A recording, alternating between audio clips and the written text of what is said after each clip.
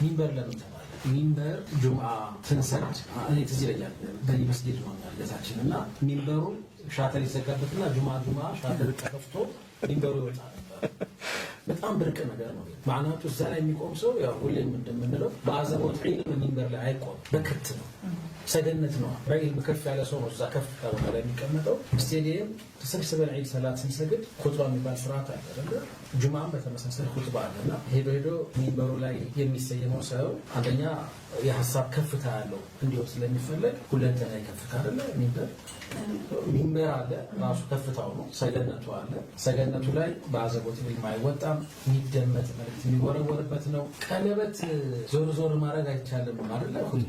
ጁምዓ ኹጥባ ላይ መጫወት ሳምቲንግ እንደዚህ ሀታ የሆነ ሰው ሲናገር ተዋንተ ማለትም አይፈቀድም። የሁለቱም ነው የሚባለው። ይህን ያህል በጥሞና የሚደመጥ መልእክት የሚሰራጭበት ሰገነት ነው ሚንበር። ሚንበር እንደሱ እንዲሆን ፈልገን ነው ሚንበር ያለው።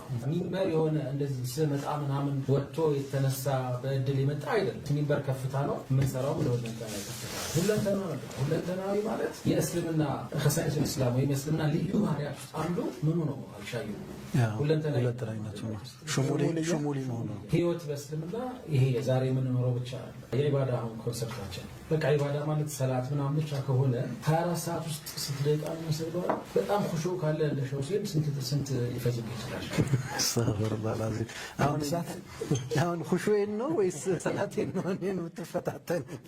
ፍትናው አስከተል ማለት የፈለኩት 24 ሰዓት ውስጥ በጣም በተመስጦ እንኳን ብንሰግድ እኮ 5 አውቃት ሰላት 2 ሰዓት አካባቢ እንደው ላይ በቃ አይሽ ይበቃቸዋል። ከዛ በኋላ ያለው 22 ሰዓት ምን ሊሆን ነው? ሚንበር ቲቪ ይሄንን የእስልምና አረዳድ ይሄንን የእስልምና አተያይ በየጎጆ በየቤቱ ማስረገን አስቦ የመጣ ነውና መጠሪያችን ከተግባራችን ጋር ደግሞ ስምና ግብር ተዋህዷል የሚለውን ተመልካቾች እንዲመልሱልን ጋብዘልኝ ማለት አንተ ሰበካ ጋር መልሱ